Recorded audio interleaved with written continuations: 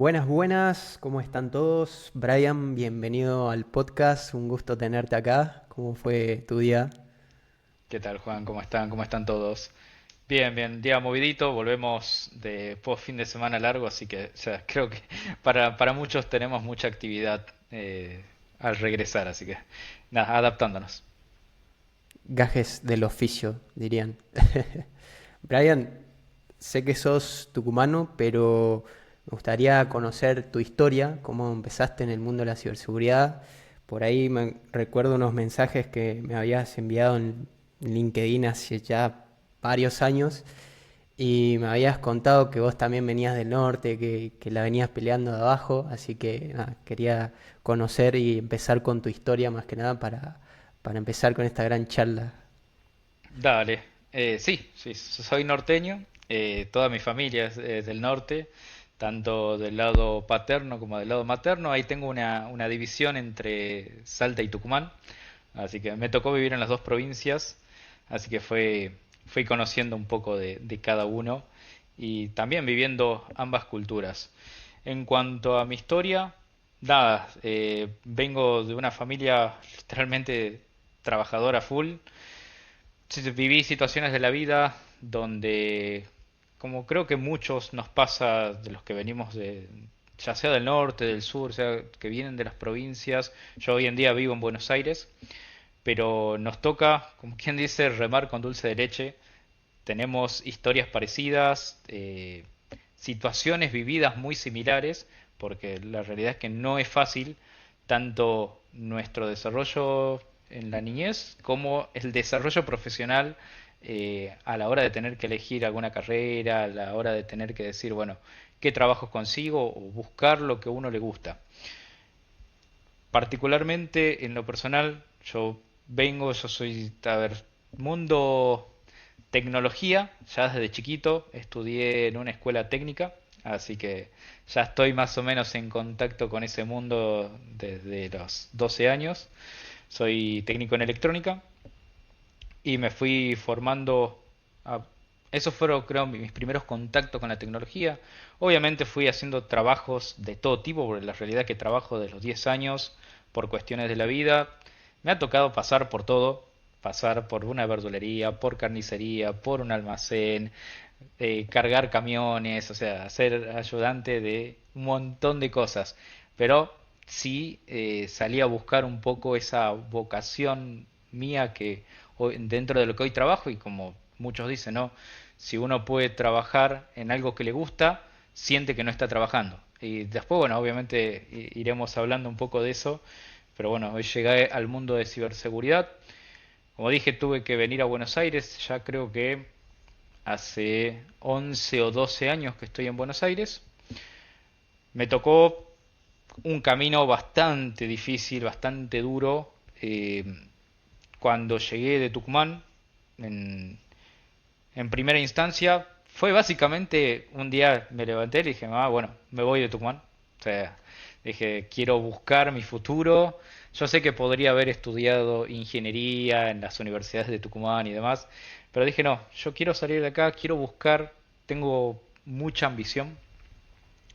Sin contar que tengo una particularidad que igual me enteré hace poquito, que no la sabía. Tenía sospechas de cosas, pero hace poco me enteré que estoy en lo que se llama en el espectro, en todo lo que es el TEA, el espectro autista, con ciertas características. Entonces, me costaba el doble algunos temas y algunas cositas que hoy el que me escucha me ve y me dice, no, ni a palo tenés ese problema, pero sí, lo tengo medicado.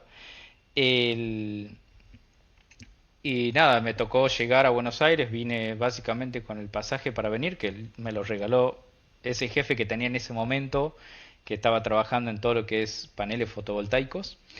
Y llegué a juntar, me acuerdo en ese entonces, que valía para mí valía un montón, 500 pesos, y me vine a Buenos Aires. Obviamente llegué sin conocer a nadie, con el bolsillo lleno de sueños, como quien diría, y tratando en esos momentos buscaba entrar a las Fuerzas Armadas. Obviamente llegué a ingresar al Ejército Argentino, en lo que es el Colegio Militar de la Nación, pero hasta llegar al ingreso, haber pasado los exámenes, todo, tuve que pasar un proceso bastante complicado donde tuve que hacerme carne, como quien dice, dormir en la terminal. Después me junté con colegas que iban a rendir en el ejército, con los que había chateado por Facebook en ese momento, y me dieron un lugar, me dieron una habitación como para poder dormir hasta que ingresé a la fuerza y después me ofrecía voluntariamente a las guardias para poder ir juntando o llegar a esa primera mensualidad que luego llevó, y bueno, eso ya muchos lo conocen dentro del ámbito de las fuerzas. Los cadetes les toca vivir entre muchos. En mi caso comencé viviendo con 8 personas. Fue la forma que teníamos de sustentarnos, de pagar un alquiler, de pagar la comida de la semana. Usualmente salíamos solo los fines de semana, por lo que teníamos esa forma de mantenernos entre todos.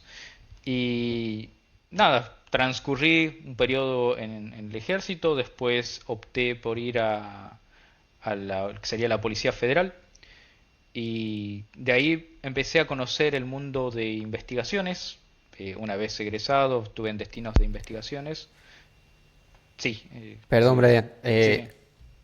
¿Eso a qué edad fue que te fuiste a Buenos Aires? ¿A los 18 o antes?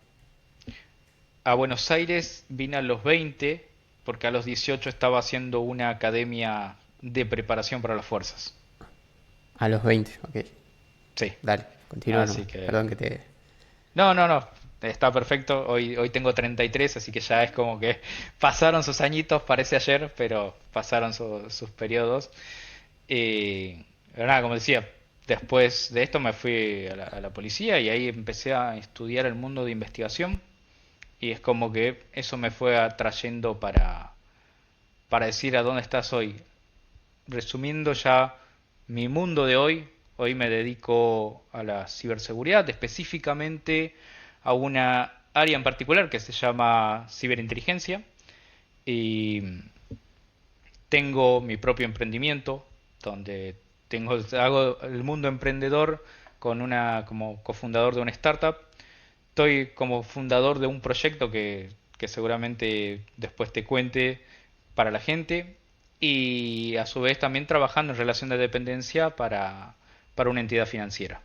Así que eso es un poquito un resumen de dónde estaba y dónde estoy hoy y que realmente ha sido muy difícil todo ese proceso, pero me siento orgulloso porque creo que para cualquiera de los que vienen del norte, y me ha tocado estar en las fuerzas con mucha gente de las provincias, es cuando lo valorás el doble. Entonces sentís que esas cosas sirven y uno lo trabaja más con humildad y que puede saber qué puede estar pasando el otro cuando necesita una ayuda o una mano y la verdad que siempre me gusta darlo. ¿Qué se te pasaba en la cabeza cuando no tenías dónde dormir? Mirá, no solo quizás cuando me tocó atravesar esas particularidades, sino también cuando no tenés un centavo, porque creo que en algún momento nos toca pasar eso. eh, yo, si bien viví situaciones similares de más joven, lo tuve que vivir de grande solo, independientemente, y no es sencillo. Son momentos en que tenés ganas de decir, bueno, tiro todo, vuelvo, renuncio a todo y volver a mi provincia donde de alguna manera sabes que tenés un techo, que tenés comida y que tenés a tus viejos que, mal o bien, de alguna forma te van a bancar. Tengan poco, tengan mucho, pero sabes que te pueden llegar a bancar. Entonces ahí es cuando uno tiene que tener una cierta resiliencia y decir, no, para, tengo que buscar la forma y tengo que salir adelante. ¿Y cuáles consideras o qué factores, conocimientos, habilidades, acciones que hayas realizado que digas, estas cosas aportaron a que yo hoy en mi presente tenga éxito desde tu punto de vista? Primero, ser insistente. Tener justamente esa resiliencia ah, y como alentarse a uno mismo, ¿no? Decir, vos podés un poquito más. Algo que aprendí dentro de las fuerzas es que cuando te sentís de alguna manera en tu punto de quiebre, siempre hay alguien que puede estar peor que vos.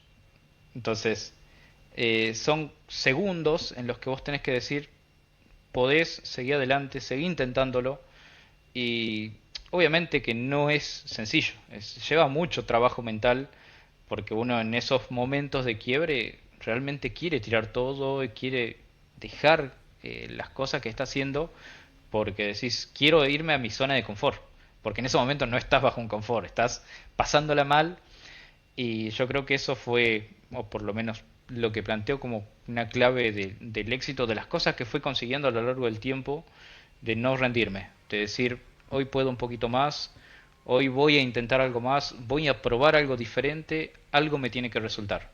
Y eso me fue dando caminito, despacio, despacio. Es como subir una montaña. Uno cuando sube una montaña se siente cansado. En el camino querés decir, bueno, hasta acá llego, ya vi este paisaje, está lindo. Pero lo lindo está cuando llegas a la cima. Entonces ahí es donde ves realmente el paisaje y yo creo que esa analogía lo tomo como para decir, bueno, yo voy a llegar a la cima. Justo que nombraste montaña, sabes que hace unos meses atrás estaba escalando una que fue una de las más altas, que fue un buen desafío para mí y una de las técnicas que me enseñó el guía fue poner tu cerebro, tu atención en una piedra que esté cerca. Y después cuando llegas a esa, pones en otra, así, pasito a pasito.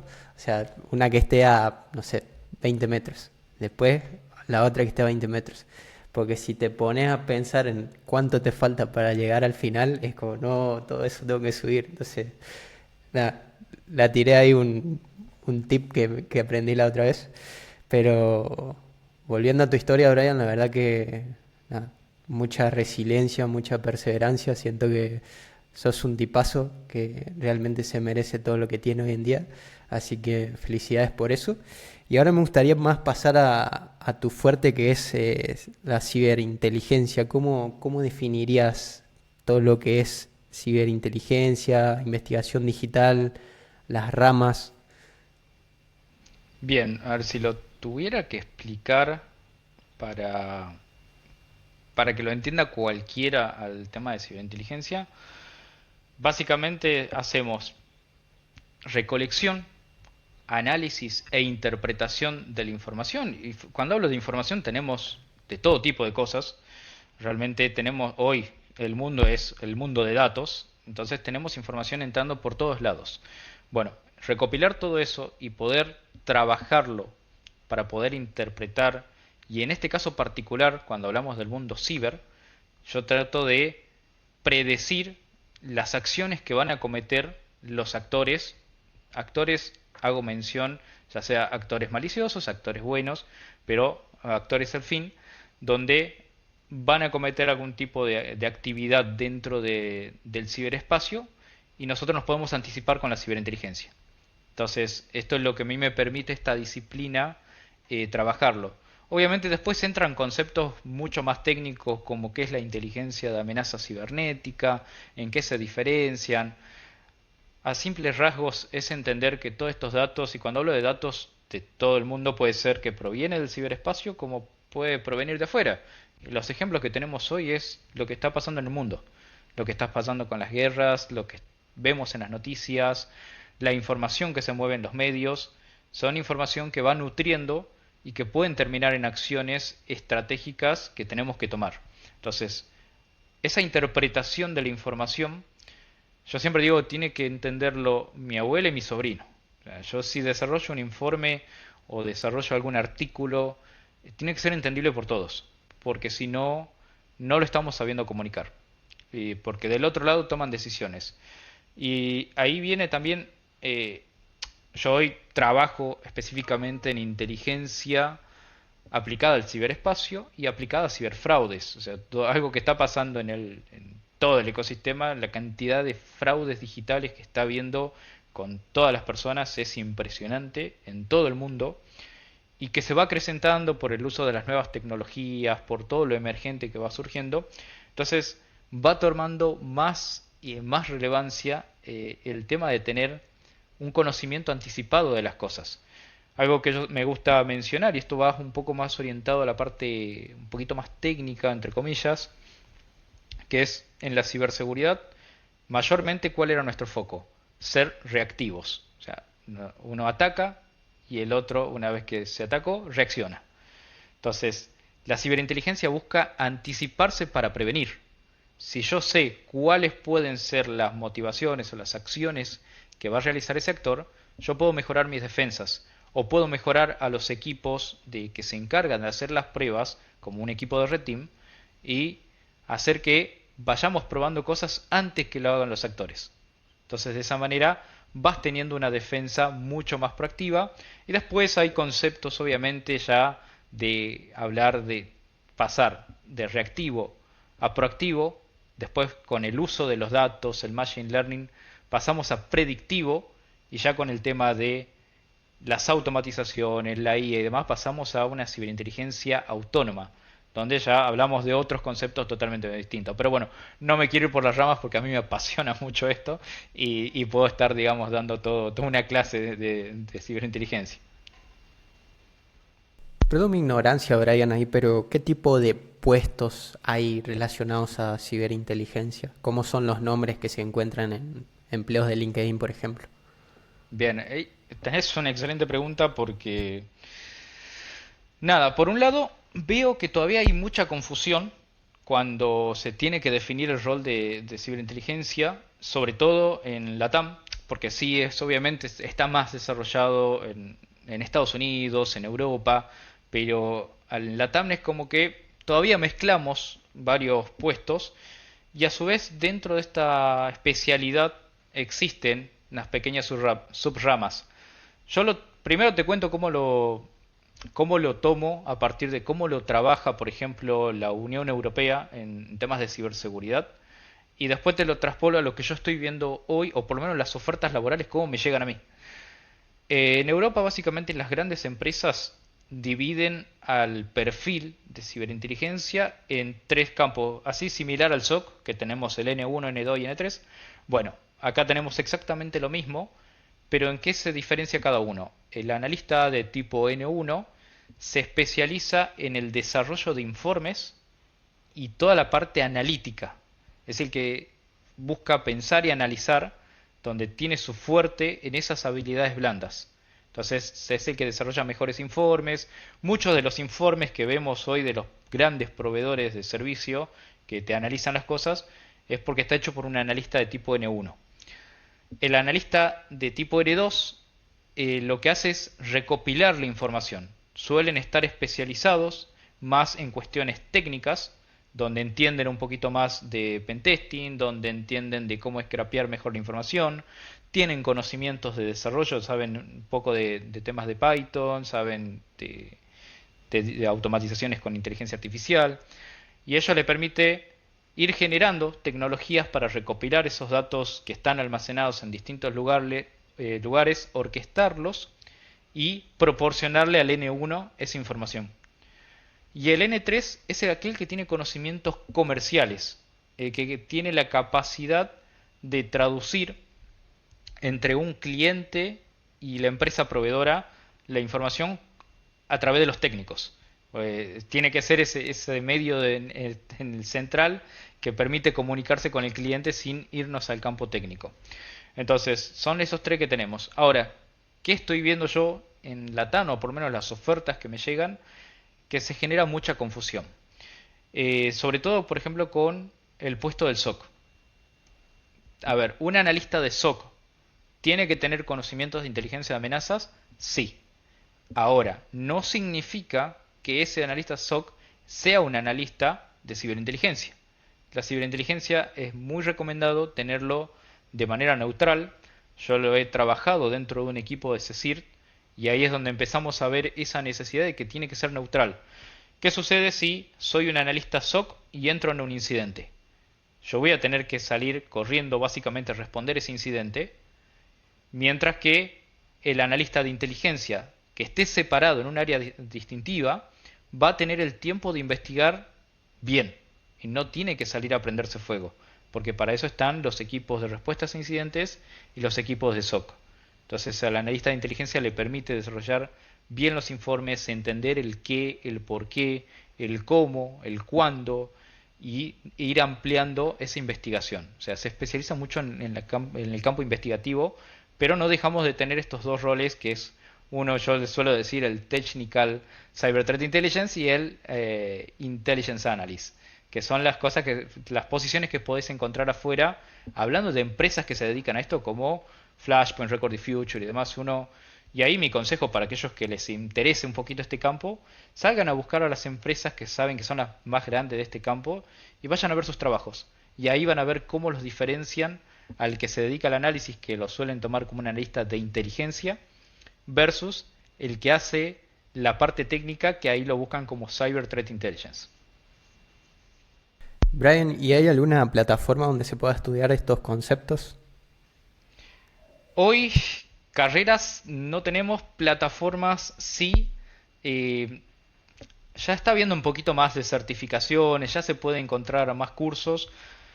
En lo personal, recomiendo, hay muchas formaciones afuera que justamente al estar más, trabajan mucho más con esto, tienen más experiencia en este campo. Yo por lo menos mi formación la basé en muchas cosas de afuera. Y después fui dando mi impronta interna con la experiencia del día a día.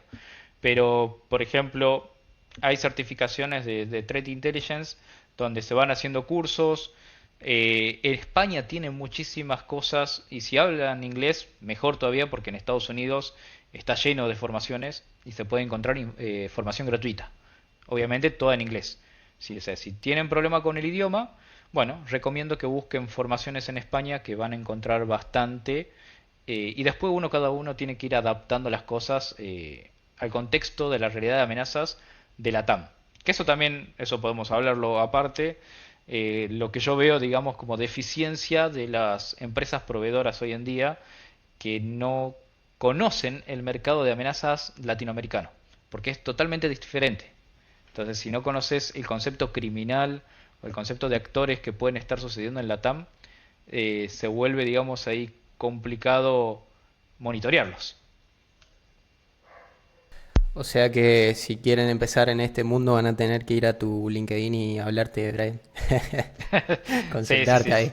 Siempre, siempre a disposición de lo que necesiten y armamos. Yo siempre digo que cada uno tiene una forma y una ruta particular. No, no soy generalista de decir todos vayan por el mismo caminito. Cada uno quiere estudiar o tiene conocimientos base de otra cosa. Me dice, mira, che, yo soy un crack programando en Python. Bueno, un uso le podemos dar y eso le podemos llevar a otro caminito. O viene alguien, me pasa mucho con la gente de que estudia criminalística. El rol de que, bueno, ahí viene otro tema, ¿no? En ciberinteligencia se busca mucha gente que venga de otra especialidad que no sea informática. ¿Por qué? Porque el informático trae sesgos, sesgos técnicos, donde no te permite ampliar perspectiva. Entonces se busca gente que venga de relaciones internacionales, de ciencias sociales, de criminalística, de carreras que te toquen abordar desde otra perspectiva. Entonces, gente que viene de saber varios idiomas, porque te va a permitir entender amenazas que suceden en otro contexto. Entonces, nada, esto cuando lo mezclas con la ciberseguridad tradicional y le das esas bases, formás un analista y un perfil impresionante porque tiene unas capacidades de ver el mundo diferente. No tiene el sesgo del informático que dice, no, esto es cuadrado y esto se resuelve así. Así que nada, los invito a todos realmente que tengan otra profesión y estén interesados a que puedan contactarnos a cualquiera y resolver estas dudas. Muy interesante, muy interesante. Che, Brian, y contanos ahora de tu proyecto que me estuviste nombrando hace un ratito. Sí, el proyecto ahí que tengo se llama S4 Views o Scriba Views, donde básicamente con colegas hemos decidido crear una plataforma, en resumen, para buscar y reportar fraude digital. ¿Qué nos pasó? Yo a menudo en las redes sociales me escriben mucho para lo típico que nos puede pasar a cualquiera. De me estafaron, me hackearon el WhatsApp, me hablaron diciendo que tenían a mi vecino, a mi hijo, a mi sobrino y me pidieron plata. Me contactó mi abuela y me estuvo pidiendo dinero. Yo le pasé y me mandó otra cuenta bancaria. Me estafaron por Marketplace. O sea, el espectro es bastante grande de todo lo que tiene que ver con fraudes. Y dije, bueno, ¿cómo podemos abordar este problema? Porque realmente es un problema que va en crecimiento y mismo me pasa trabajando para una entidad financiera, tengo la posibilidad de ver la cantidad de casos y la vulnerabilidad en las personas con estos temas. O sea, la ingeniería social del lado criminal crece mucho y cada vez son más convincentes. Si a esto le sumamos después herramientas que estamos viendo el día de hoy, nada, esto es, la- es difícil reconocer cuando no es verdadero. Entonces dije, bueno, ¿cómo solucionamos esto? Decidiendo crear esta plataforma donde la gente, cualquier usuario en cualquier parte del mundo, puede buscar indicadores. Indicadores me refiero a números de teléfonos, a cuentas bancarias, a sitios web, a correos electrónicos, donde puede decir, bueno, me llegó este mail, no sé si es real, me suena raro, pero como ya no sé distinguir phishing, voy a buscar ese enlace y lo voy a tirar ahí. Esta plataforma no solo se alimenta de la comunidad. ¿Qué quiero decir con esto? Si yo lo busqué a ese indicador y no está, pero sé que me pasó a mí y me cometieron un fraude, me estafaron, lo puedo reportar. Entonces, de esa manera, si vos vas, Juan, mañana y lo buscas, te va a salir que eso es riesgoso, porque ya una persona fue estafada por ese medio. Entonces, la idea es que entre la comunidad se empiece a ayudar y atrás funcionan también integraciones que retroalimentan a todos estos indicadores, sobre todo para aquellos que son más técnicos, porque tenemos también hashes para el tema de malware, tenemos todo lo que tiene que ver con cuestiones de IP, los distintos dominios. Entonces te va a permitir para los más técnicos investigar un poco, decir, bueno, a ver, esta IP está reportada en algún lado, atrás funcionan un montón de integraciones y te va a alimentar si eso es riesgoso o no es riesgoso. Estamos alimentando, por ejemplo, ya creo que hemos cargado un 60% de empresas argentinas para que si me ha pasado mucho que en el banco me decían, mira, me llegó este mail, ¿realmente es de tu banco? Porque usualmente las entidades financieras utilizan distintos dominios basados en las campañas de marketing. Entonces, uno puede ir y buscar y decir, listo, sí, esto es legítimo. Entonces lo estoy tratando de hacer con todas las empresas de Argentina como para que, digamos, alimentemos. El equipo está ahí atrás a full cargando estas cosas. Ya hace poquito hemos sacado el mundo de noticias también como para que se enteren de las novedades en temas de fraude. Tenemos una parte de noticias internas para aquellos que se registren. Ya de por sí es totalmente gratuito y abierto, así que cualquiera puede usarlo. No tienen que pagar nada, simplemente invitamos a que lo usen.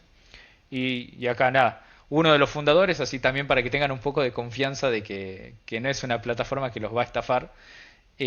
Cualquier cosa me pueden escribir en cualquiera de las redes. Y nada, estas noticias internas queremos contarles, porque me pasa mucho que, no sé, ya lo habrás visto, Juan, el tema de los SMS de correo argentino que te mandaban un enlace y que en realidad eran maliciosos. Bueno, cuando nos vayamos enterando con el equipo de este tipo de campañas, contarle a la gente, decir, mira que en este momento hay una campaña que se hacen pasar por tal entidad, pero que en realidad no es esa empresa, sino que es falso, que te están llevando a un enlace malicioso para descargar no sé, un troyano bancario y que la gente pueda tener noción de esas cuestiones.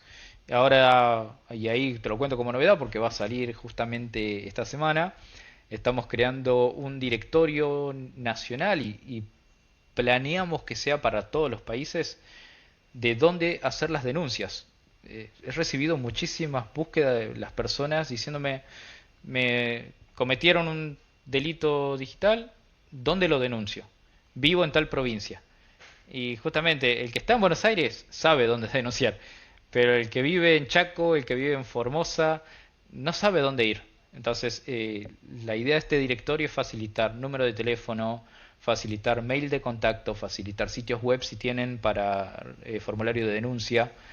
Y nada, van a seguir habiendo novedades siempre enfocadas al cuidado digital de las personas. Me interesa que, nada, no sé si se podrá, no sé si llegaré a eso, pero sí a luchar y un poco reducir el fraude digital. Muy buena, loco, muy buena, tremendo proyecto, la verdad, felicitaciones. ¿Sabes que ayer a una persona cercana le agregaron a un grupo de WhatsApp y ahí empezaron con una... ¿Cómo era? Básicamente tenías que ir a poner unos reviews en Airbnb, en una página de Airbnb, en teoría, y te pagaban 3.000 pesos. Y agregaban una banda de gente al grupo de WhatsApp. Y bueno, yo al toque le dije, esto es una estafa, denunciarlo, salí del grupo, decir que nadie envíe data. Pero nada, cada vez se van haciendo mejores estrategias y decís, what the fuck. Pero bueno, siempre el vector suelen ser personas mayores o gente con desconocimientos, lamentablemente. Pero bueno, hay que estar al día. Y Exactamente, bueno, denunciar siempre. y está bueno conocer las experiencias de todos, porque por ejemplo, esto que me decís sirve para el día de mañana contarle a la gente, por ejemplo, cómo poner dentro de los ajustes de tu WhatsApp para que no te agreguen un grupo si no te tienen de contacto. Y si te agregó un contacto, tratar de buscarlo por otro medio a ese contacto y decir, che, ¿fuiste vos el que me agregaste? Porque capaz que a esa persona le tomaron el WhatsApp y lo están usando para justamente hacer estafas. Entonces, nada, eso es una retroalimentación constante, eso es lo que busco en la comunidad. Y es una opción que viene por defecto, que te agregue cualquier persona a un grupo, así que háganle un doble check. Brian, y ahora pasando un poquito a tus anécdotas en tu carrera, ¿recordás así algún top de cosas locas que te hayan pasado? Que digas, wow, esta fue una buena historia. Eh, sí, a ver, tengo anécdotas tanto de cuando estaba del lado, digamos, de la fuerza y me tocaba hacer investigación digital, como del lado privado, mis primeras experiencias realmente emprendiendo o como consultor, porque uno se manda las mil y un cagadas, entonces creo que ahí que está bueno contarlo porque después, bueno, lleva a que uno mejore su trabajo y como toda la experiencia es lo que nos, sobre todo los que estamos en cyber, la experiencia es lo que nos alimenta y siempre somos pasivos de cometer errores. Una de las cosas que me pasó del ámbito privado como consultor es prometer básicamente en un ataque de ransomware que me había pedido un cliente hacer un análisis de todo lo que se había filtrado por ese grupo de amenazas y querían saber, bueno, el análisis del leak, es decir, bueno, cuál es el impacto, cuál es el riesgo que tengo, estoy muy afectado, no estoy muy afectado, es como una pequeña auditoría de todo ese leak, que hablando en esto, ¿no? Muy pocas empresas lo hacen y deberían de hacerlos todas, pero sucede. Bueno, el desconocimiento o la costumbre de simplemente trabajar a veces en relación de dependencia me llevó a decirle, bueno, sí, quédate tranquilo, yo lo analizo, que no había problema con hacer el análisis y bajarse todo, sino el problema estaba en desconocer que los nodos de la red Tor son lentísimos, que no es fácil. Y el otro error es haber leído mal. Por apurado, básicamente, le dije al cliente, pensando que decía 8 gigas, e hice una estimación de tiempo muy corta de lo que me iba a llevar el análisis de la información. Bueno, resulta que no eran 8 gigas, sino que eran 8 teras de información. Lo cual no tenía disco, no tenía procesamiento en mi PC para aguantar eso. Yo era simple consultor, no tenía un servidor, no tenía nada.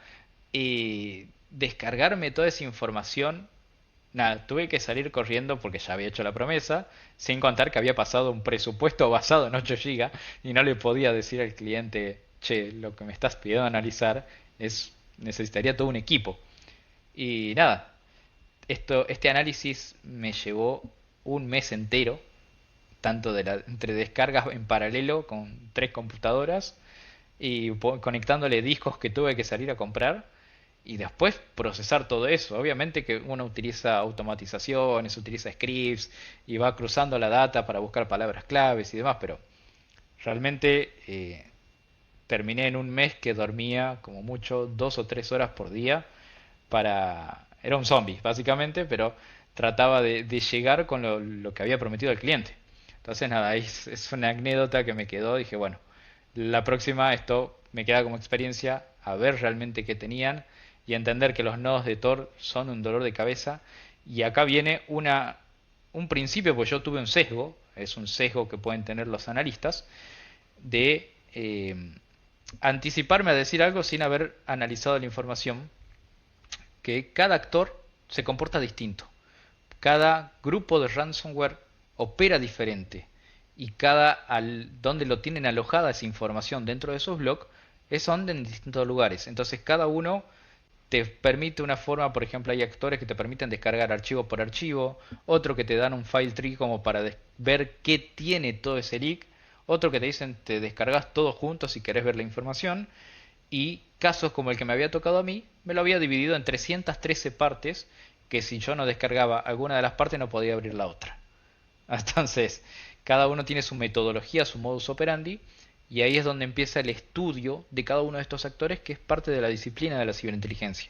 Hoy tenemos más de 300 grupos de ransomware, por lo cual conocerlos a todos es imposible, pero sí tratar de ir estudiando estos actores de amenaza. Eso por el lado privado, digamos.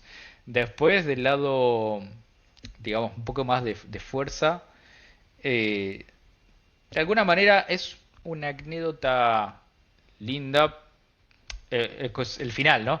Hacer todo el proceso de investigación fue un dolor de cabeza total, pero recuerdo que yo trabajaba para una dependencia que se abocaba a la investigación, digamos, de los homicidios, y había una persona que se está fugada de la justicia durante muchos años, investigación que incluso ya se había dejado por una cuestión de que no lo podían encontrar. No, en ese momento era cuando se hizo la investigación, era 2003, entonces no existían los medios como para localizar a una persona. Retomo esta investigación con todo un grupo investigativo y nada, ahí empieza a intervenir todo este mundo de lo digital, de lo que usamos todos los días, el tener un dispositivo en la mano, el estar publicado en las redes sociales y demás. Aún así, la persona medio que bastante bien escondida, pero ahí viene algo que me gusta decir en el mundo de las redes sociales, es la gente comete errores porque otros utilizan también las redes sociales. Bueno, esto me permitió a mí buscar una persona que daba la casualidad que estaba escondida en Tucumán también, pero en un pueblo bien alejado en el sur de Tucumán. Y nada, se fue un equipo a buscarlo. Yo me abocaba solo a la parte digital, a tratar de rastrear dónde estuvo viviendo, si había tenido algún número de teléfono, bueno, todo lo que tiene que ver con un perfilamiento de la persona y cómo se podría estar moviendo dentro del contexto del mundo digital y esa huella que va uno dejando. Y nada, ya casi que habíamos perdido la esperanza porque este equipo había ido al lugar, estaba ahí y no lo podíamos encontrar, no se lograba dar con el lugar exacto donde estuviera esta persona. Y un día viene y sucede una tormenta, como en este momento hay inundaciones en la provincia. Bueno, mandan a todos a un refugio. Entonces, viendo esto en las noticias, le digo al equipo, ¿por qué no van al refugio tal? Porque son pueblos chicos. Entonces a toda la gente la suelen sacar y llevarla a esos refugios. Y nada, cuando fueron encontraron a esa persona ahí. O sea, y era el último día, o sea, ya se tenían que volver. Y ahí logramos dar con esto. Y ahí es cuando también un poco encontrarle esta pasión al mundo de investigación digital porque tuve resultados. Creo que eso fue un disparador. Igual ahí la pista la obtuviste gracias a un pariente o una persona cercana a él. Claro, sí, sí, porque la persona esta se escondió mucho, pero ese pariente y demás lo termina etiquetando en una foto, elimina la etiqueta, pero queda en su momento Meta te dejaba como el anexo, viste que vos lo podías buscar por palabra. Oh, Entonces, qué buena. nada. En esos tiempos también borré Facebook, porque ya conociendo todas las debilidades que tenía, me acuerdo que eliminé todas mis cuentas. ¿Sos paranoico, Brian, con las redes sociales? ¿O te cuidas solamente? A la fecha solamente me cuido. Sí, en ese momento, como te digo, cuando me tocaba hacer estos perfilamientos, nada, no quería publicar nada, no quería que mis personas cercanas no suban fotos, no hagan nada, porque era como que yo en mi cabeza lo trabajaba si yo por esto te puedo rastrear y si me pusiste una etiqueta, seguramente alguien del lado público lo va a poder obtener, porque en realidad había mucha facilidad de obtener ese tipo de información. Para aquellos que eran técnicos, podías scrapear ese dato y cruzarlo y sacar cosas. Al día de hoy no tanto ya, porque hoy ya he como aceptado, digamos, que uno está en el mundo de las redes y que va teniendo determinada relevancia cuando va apareciendo. Sí, cuidado, y acá recomendación para cualquiera, traten de separar su vida privada de su vida, si en este caso si se dedican a ser, no sé, influencer o se dedican a hacer, como en tu caso, te haces podcast y demás, tratar de separar eso profesional de lo personal, justamente para evitar que, en este caso, no lo miren del lado mío, mírenlo del lado malicioso de alguien que pueda utilizar esta información para ir en contra de ustedes, para hacer una estafa, para cometer un phishing. Así que nada, eso hoy es manejarse con cuidado, pues ya es casi inevitable hablar de no tener una red social. No solo estafas y phishings, etcétera. Yo pensaba ayer, si yo quiero ser un padre, ¿cómo cuidaría a mis hijos? Y decía, yo puedo tomar los mejores recaudos del mundo, las mejores formas de prevenir, pero ¿qué pasa si justo mi sobrina o mi sobrino viene y le etiqueta, sube una foto, sube un TikTok y van por ahí? ¿Cómo te evitas esas cosas? O viene tu Eh, tía, tu abuela y bueno, sube la foto de toda la familia. Es como muy difícil proteger hoy en día a tus seres queridos, protegerte a vos mismo. Es como que el mundo va en contra, digamos. sí, obviamente se fomenta mucho el uso de las redes sociales y el etiquetar y todas las cosas, ¿no? Por eso, en lo personal es bueno tener separado estos mundos, de decir, bueno, tengo determinadas redes sociales para el ámbito privado y determinadas redes sociales para tu ámbito, en este caso si quieres hacer algo más de emprendedurismo.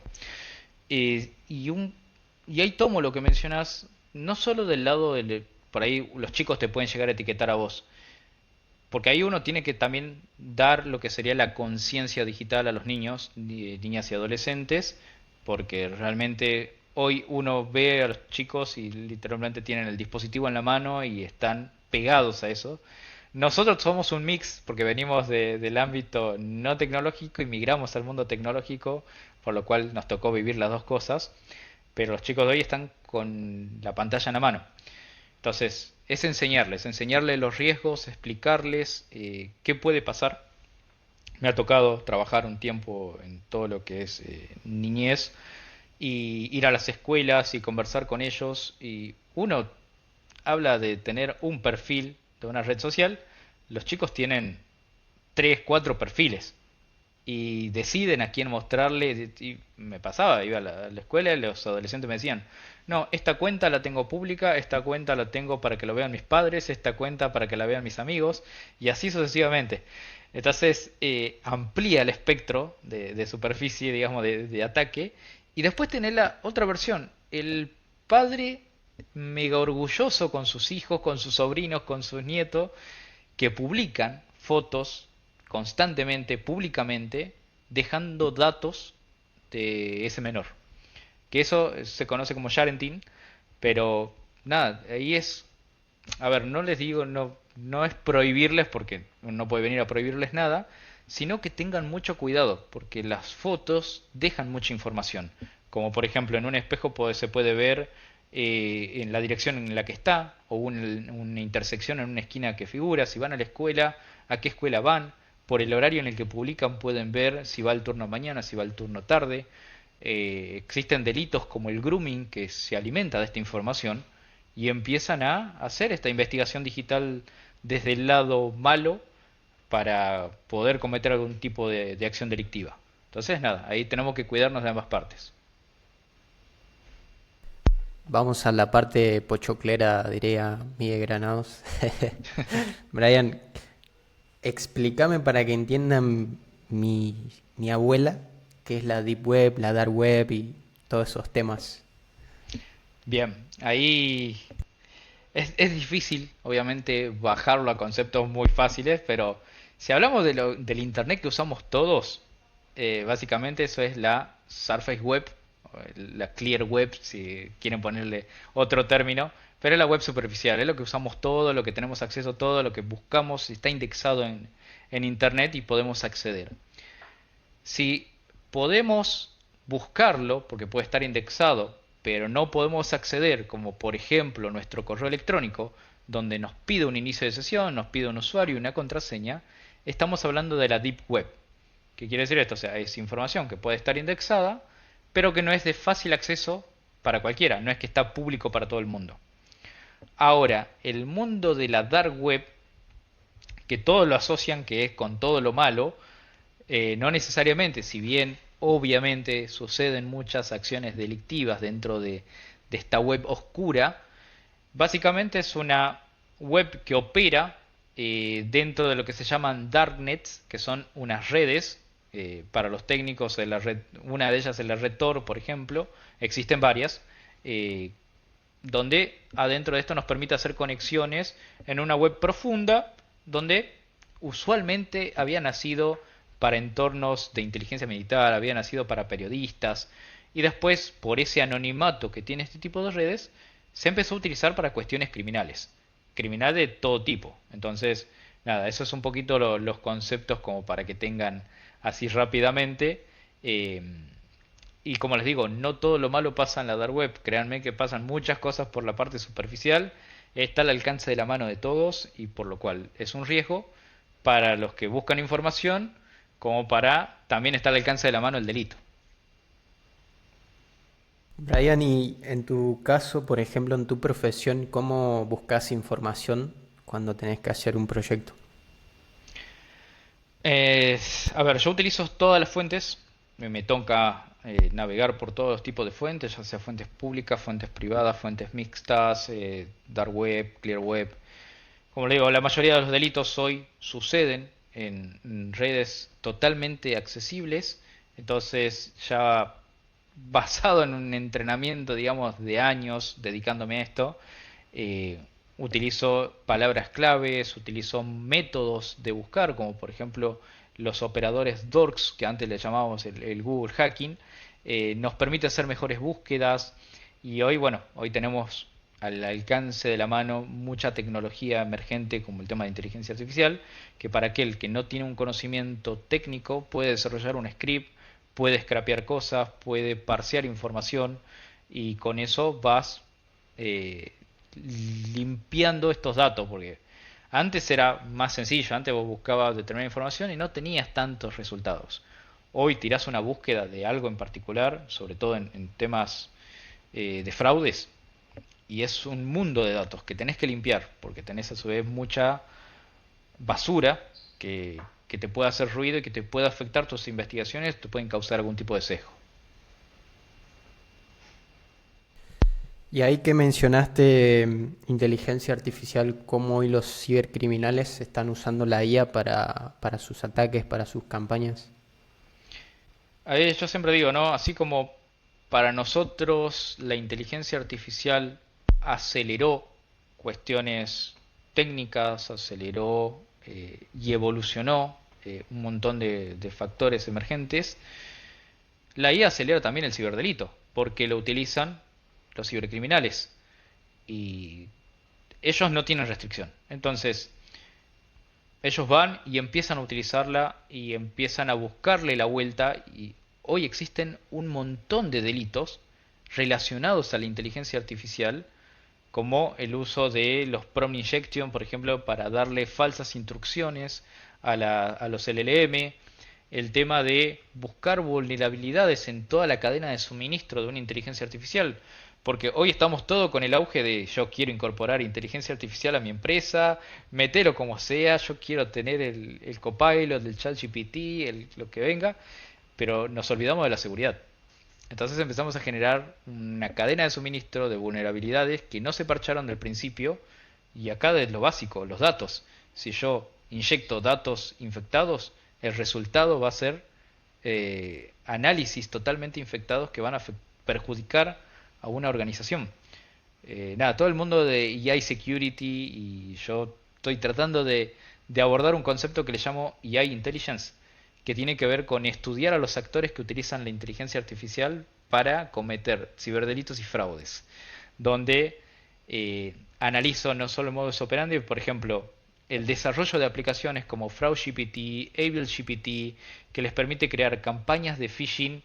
Antes, crear una campaña de phishing, vos podías reconocer porque, no sé, escribían mal la ortografía, porque no se entendía cuando usaban el traductor y quedaba medio raro el texto. Hoy no, hoy lo pasan por cualquier LLM y les da una sintaxis totalmente organizada, les traduce el idioma perfectamente, les da un cuerpo en temas de ingeniería social como para dar mayor convencimiento según a la persona a la que se está dirigiendo. El tema de los deepfake, que lo estoy viviendo bastante, eh, hoy cada vez es más difícil reconocer cuando una identidad está alterada.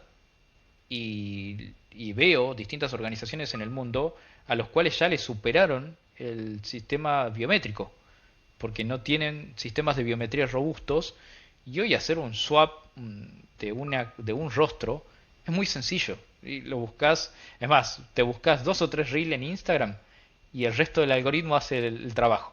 Todos los reels siguientes van a ser de cómo reemplazar un rostro con inteligencia artificial, entonces está al alcance de la mano. Y esto lo saben y lo utilizan los cibercriminales y bueno, está bueno que de nuestro lado lo podamos estudiar para ver cómo nos podemos anticipar a eso y también no se dejen llevar por este arrasador evolución sin tomar la seguridad en consideración. Porque, no sé, yo pongo el ejemplo del bytecoding. Hoy, tanto personas que son programadores y que pueden utilizar la IA como un acelerador, pero las personas que no se dedican a desarrollar, que hacen bytecoding, o sea, que tratan de desarrollar cosas con el uso de IA y que estoy viendo explotado LinkedIn de salí con este software, creé esta plataforma, hice este proyecto, porque hoy te da está al alcance de la mano, pero de ahí tiene mil vulnerabilidades, porque la IA no apuntó a la seguridad. No hubo un especialista en seguridad atrás diciéndole, mira que acá seguramente me van a hacer un ataque por este lado, me van a inyectar esta cosa. Nada, ahí vos Juan, que sos más del mundo ofensivo, se te ocurrirán mil cosas en la cabeza de lo que se puede hacer, pero nada, esto es un poco el consejo de mi lado. Y el tema es que hoy todos quieren hacer plata y quieren sacar producto, producto, producto, producto, producto y dejan de lado la seguridad. Y dato curioso, estos meses fueron récord en mi experiencia. Nunca trabajé tanto en los primeros meses de un año. Y es súper loco porque todos te dicen, no, no va a haber tanto trabajo por culpa de la IA.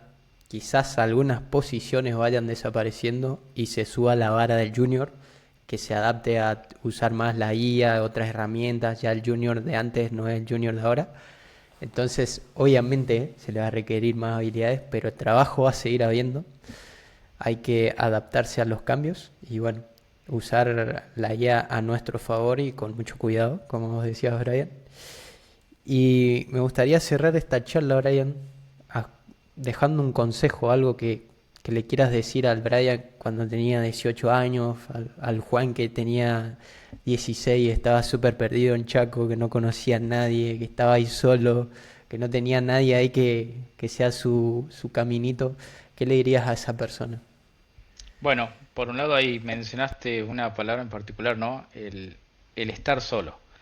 Yo creo que para nosotros por ahí fue difícil porque no teníamos mucha gente o por lo menos no existía tanta comunidad como existe hoy en temas de aquellos que quieran meterse en el mundo de la ciberseguridad, independientemente de la disciplina que elijan, ya sea ofensivo, defensivo, la parte de inteligencia, o sea, hoy ciberseguridad tiene mil ramas, pero es anímense a buscar ayuda, a consultar, a preguntar.